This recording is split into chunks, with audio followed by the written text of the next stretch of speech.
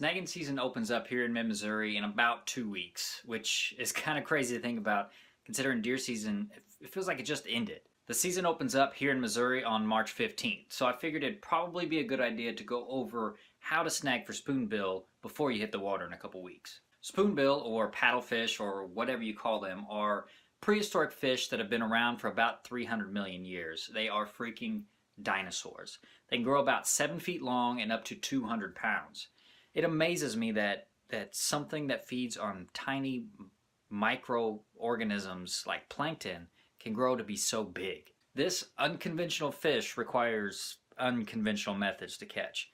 Like I said, they're filter feeders. They feed on tiny plankton, and you can't exactly put that on a hook unless you're SpongeBob. I apologize for that corny joke. So that's why you have to snag for them. And snagging is just like it sounds. You drag a large treble hook through the water and hope you catch one. That's really it. But you'll need some specialized equipment for snagging. Snagging is a very physical type of fishing, so your gear needs to be able to handle it. So let's start with your rod. I'll wait for the giggles to pass. A pole that's about 6 to 8 feet long is what you're looking for, and if you are fishing from the bank, you probably want one that's longer. That should allow you to cast farther. You'll also want a pole that's probably heavy action. It'll probably feel like you're fishing with a broomstick, but if your fishing pole's too flimsy, you won't get good hook sets, and they're not made to withstand this type of fishing. For the reel, you'll want one of these really large bait casters that you typically see for saltwater setups. And apparently I need to clean my reel. It's been sitting over in the corner since last season, and I probably should have taken better care of it. Anyway, if you're not familiar with these large bait casters, you've never used one, just for comparison, this is the reel I use for catfishing, and this is the reel I'm talking about. I mean, look at the difference. I mean, this holds a lot of line. Speaking of line, I've seen a few different recommendations. I've seen people who recommend 30-pound mono. It seems though that those type of people are talking about using that whenever they're on the shore when they need to cast farther and have some more manageable line. I've only snagged for spoonbill on a boat. So if you couldn't tell from whenever I held up my reel, I use this extremely huge 80-pound test line that's specifically for snagging. Now, a quick tip. If you're going to use the heavy braid like I do, you're going to want some gloves, some of those coated gloves for to give you some grip in case you do get stuck on something. And when I say in case you do, I really mean when you do. When you get stuck on a log or something like that, you're not going to want to grab that line and try to break it free with your bare hands. I mean, that's going to tear your hands up. So you want those tough gloves to break it free. You can also use a gaff or a paddle, wrap the line around and break it free. Then you just use a pair of pliers or something like that to bend the treble hook back to its normal shape. And speaking of hooks, you're going to want these humongous treble hooks. These snagging hooks are beasts. This one is actually a 12-aught hook. You can go as low as 8 before you're getting in the realm where it's probably too small. You may be hurting your chances of snagging something. You obviously don't want to go too large of a hook, and then, I mean, it's like pulling around a boat anchor. I mean, you don't need that big of a hook. You also need to pay attention to the regulations in your state. I know here in Missouri you can have the barbs on your hooks, the little hooks.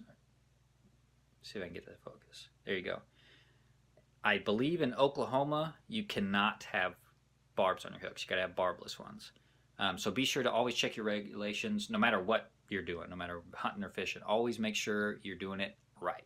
Now, there are plenty of ways to tie these to your line, but here's how I do it. All right, so what you want to do is you want to take your line, and then you want to just double it over. And you want this loop to be about 2 feet above your sinker. So then you feed it through the eyelet and pull enough slack out that you can wrap around the shank 3-4 times, and then take the loop and feed 2 of the hooks through it, and then pull tight.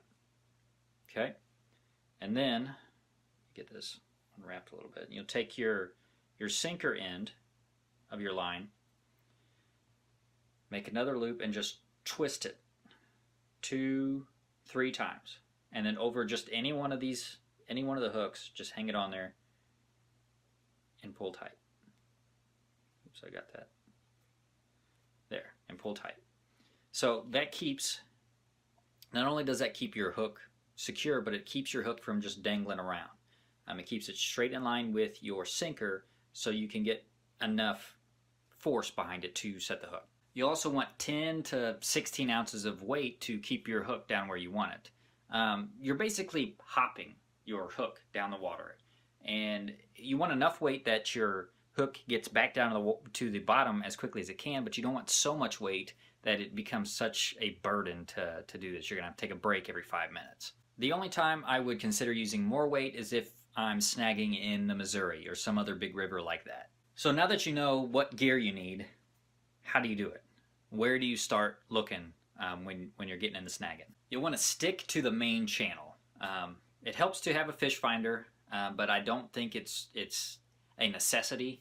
For the first few years that I snagged, we just kind of spent a lot of time on the water. You will find them if you stick to the channel. It just may take you a lot longer. Obviously, a fish finder is going to speed up the process. You're going to be able to just pinpoint locations you can tell they're at, but it's not required. Now, once you find a spot that you think has some paddlefish in it, you want to drop your lines all the way to the bottom. And whoever's driving is going to drive a slow zigzag pattern through the channel. And as he's doing that, you're going to jerk on your pole. Don't laugh. You're going to jerk on the pole horizontally. I find it helps if you, see if I can get back far enough, but if you kind of tuck the pole into your elbow and then you rotate at the hips instead of, this is looking really bad. I'm probably going to get flagged for this one. But it doesn't wear you out as quick. If you were to stand here and do just arms, you're gonna wear yourself out so bad. And if you're going straight up, you might hurt your back. It's not as effective, I've found. If you use that sweeping motion, it pulls the hooks through the water farther. Now, if you're fishing from the bank, you'll use the same technique. You'll have to cast. There's obviously nobody driving you around. On a boat, there is another way, and you basically just troll. It's like trolling crankbaits out behind you, or when you're out deep sea fishing. Drop your weights to the bottom, and somebody will just drive through. Some people like that more than having somebody back there, actually yanking on the pole. I really haven't had that much luck with it. I feel like I get hung up more than anything. It could be just me. Try both ways. See how it works for you. I mean, if you're not catching anything, it can't hurt to mix things up. So that's it for this video on snagging. Hopefully you learned something. Hopefully you didn't run away from my cringy jokes. If you liked the video, give it a thumbs up. It really helps me out, and consider subscribing so you can stay informed.